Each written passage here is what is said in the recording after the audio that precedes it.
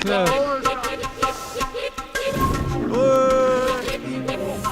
my gosh! Yeah, nice one. First go, eh? Right, that's so good.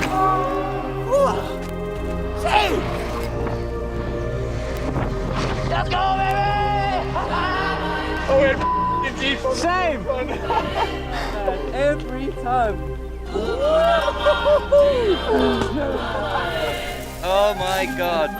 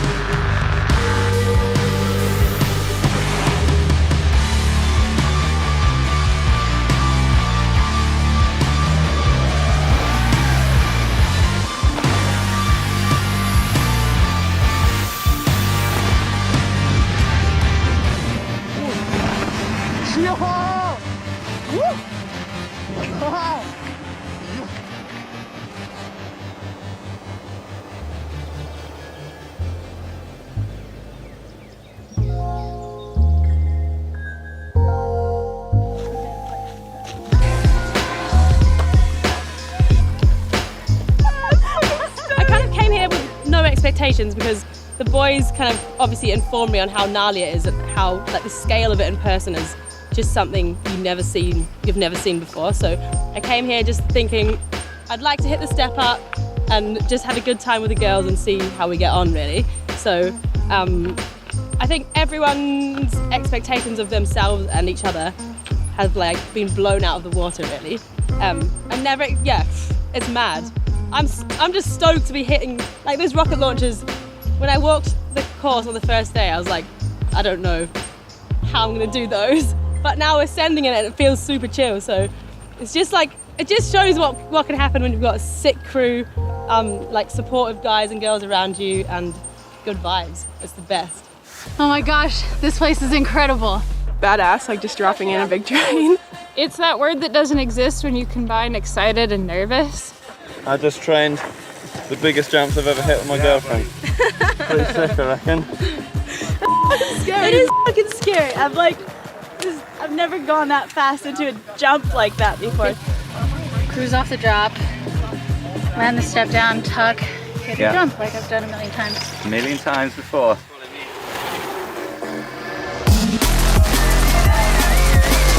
You made it! So sick. Oh wow.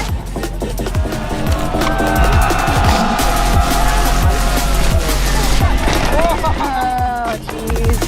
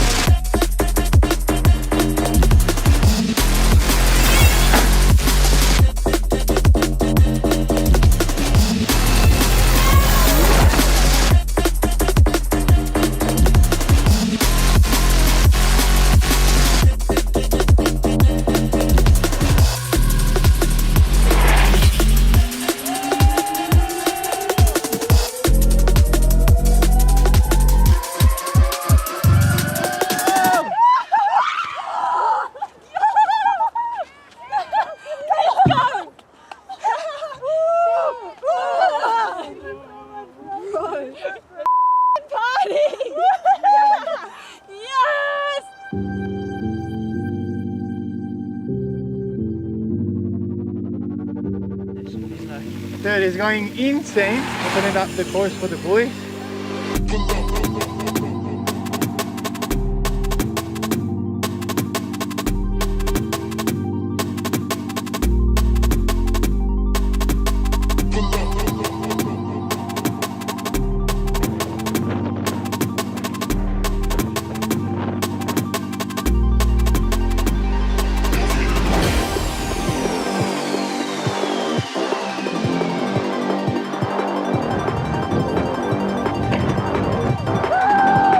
Down.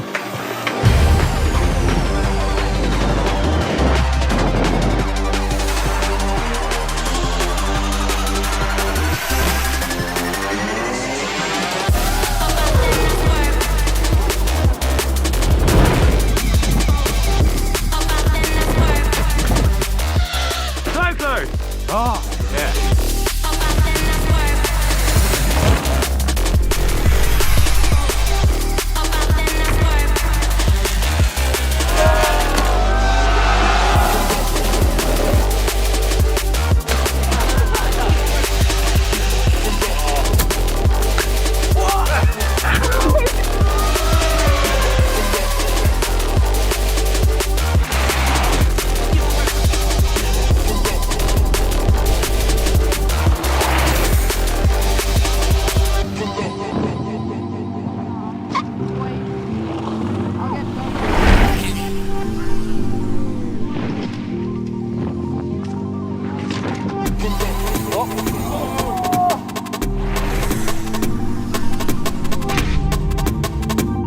$100 mil up front, nothing in the back, 60 PSI in the tyres.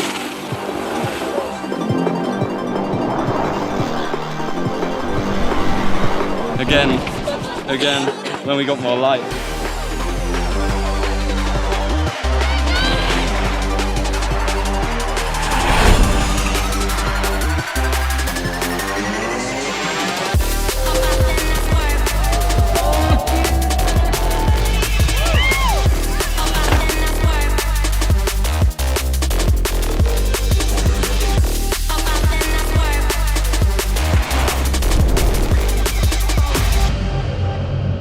Yeah, it's pretty par for the course.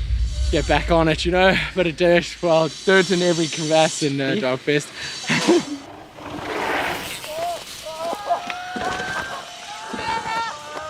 We're in the last beast, missing the landing, but still riding away.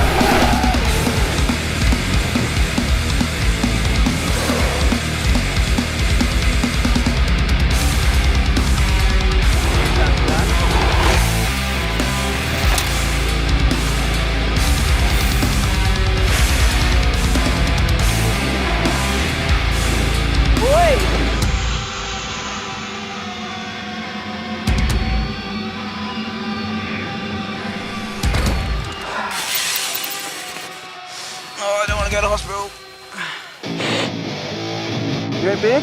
Yeah. Yeah. Oh, thanks. Yo, that was a hard one.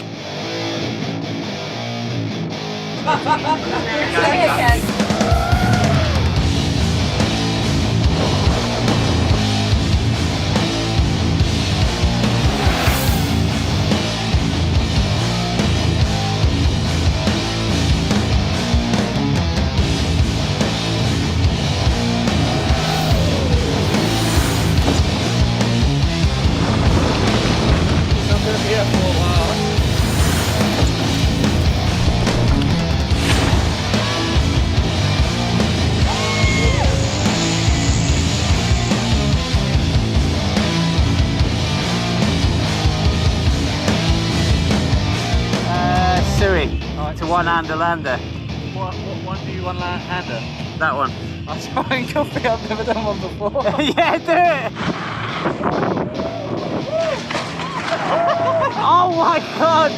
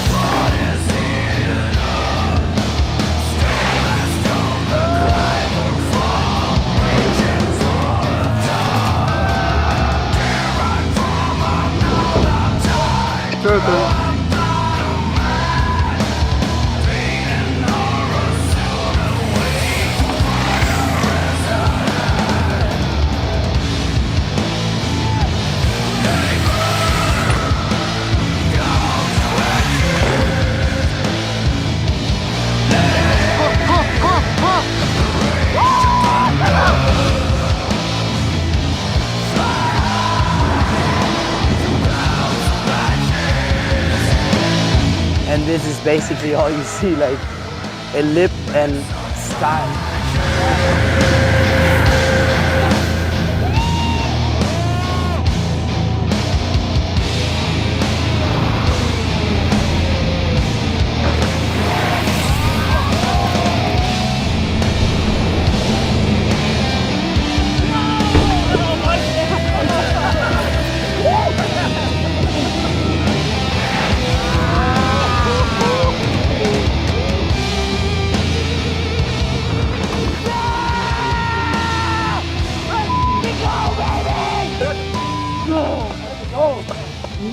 Big flat spin, big flip, big double flip. Let's go.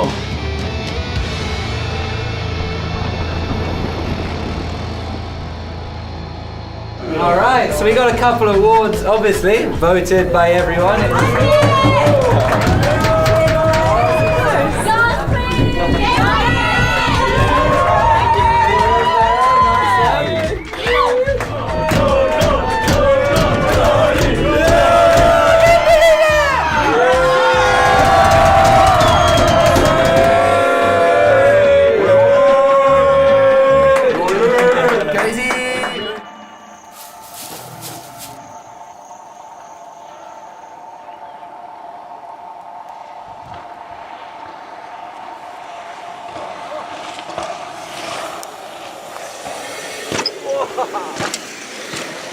Oh, fucking hell. Oh, oh.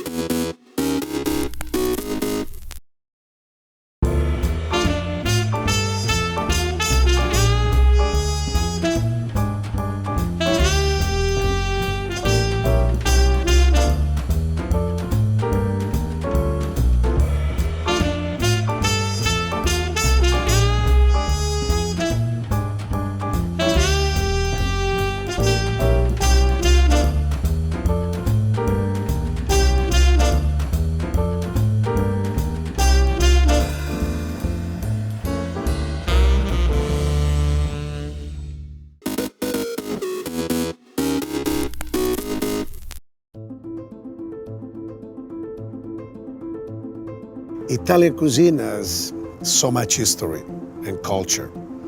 So then when you come in a place like America, Los Angeles, now you're into the melting pot. We started making it our own way, the simpler way, because we don't use that much garlic, we don't use that much onion. You have to taste the meat. The tomato sauce has to be tomato sauce, no so much black pepper, so much oregano, so much garlic. Simplicity really is the key. I went to cooking school in Italy. Then I went to work at the age of 14. If you ask the chef, how do you make this dish? The chef will just give you a look, and for the next 2 weeks, you'll be washing mussels and clams and peeling garlic, because you don't ask. The chef is 60 years old and he's like, who's this little kid? And when I came in Los Angeles, here, if you want to grow, you need to teach others, and maybe they'll move on, they'll do other things, but they will always think of you.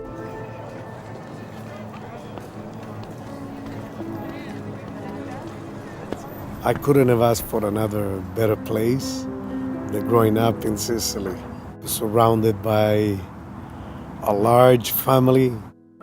And I loved being always around food, because usually around food there is good time, there is friendship, and that kind of stayed with me. This is sauce that we make here. Mama will make it here, just like the days, and the kids, they can smell it. As my father was saying, you know, in our home, if you bring 50 or 100 friends, you don't have to go and to the supermarket to shop. There will be food for 100 or more. I thought that everywhere else in the world was kind of like that. I left Sicily and I left a mom and dad there, and I arrived in Los Angeles surrounded by two brothers. They had a restaurant, I was always around them, and they gave me the chance, little by little, to throw me in the water, say, no, you can do this.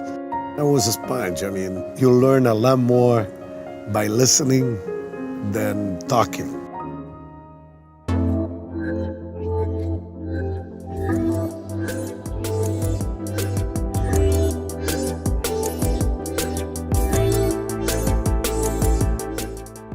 A restaurant is an extension of your family.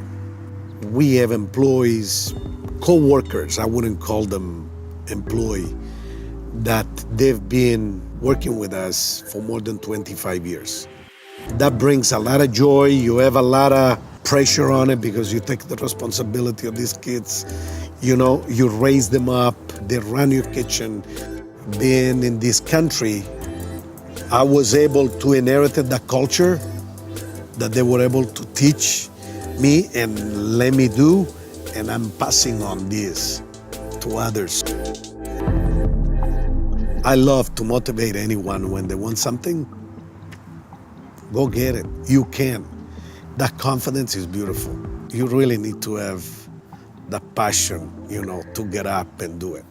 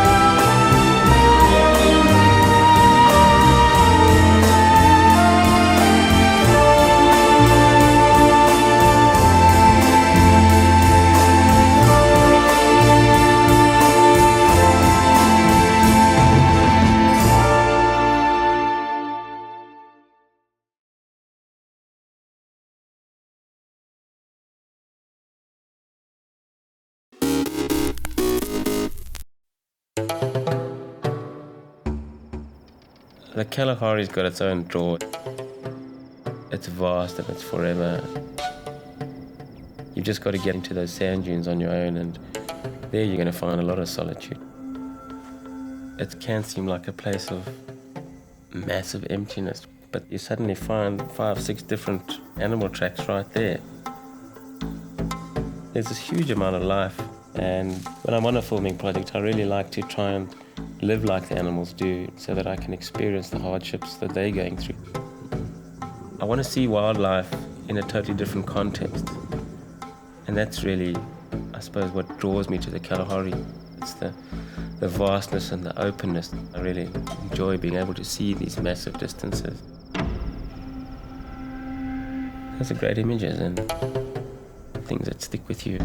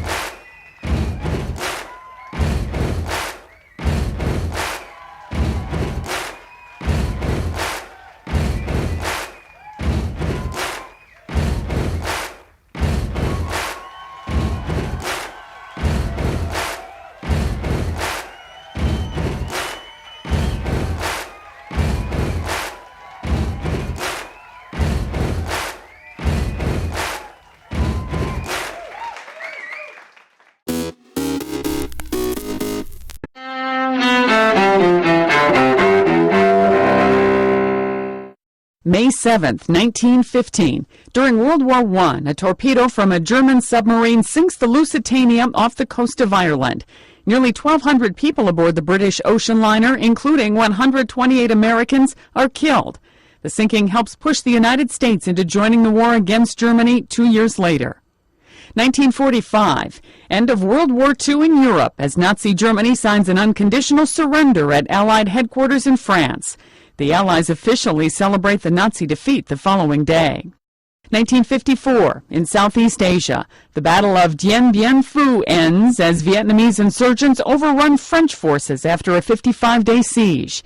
In Washington, Secretary of State John Foster Dulles foreshadows America's long and costly involvement in Vietnam during the next 2 decades. An epic battle has ended, but great causes have before now been won out of lost battles. 1840.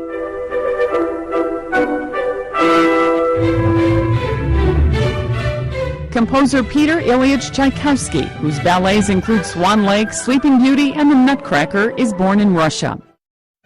And 1941.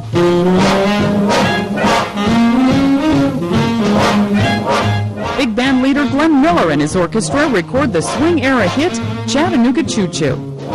Today in history, May 7th. Sandy Kozel, The Associated Press.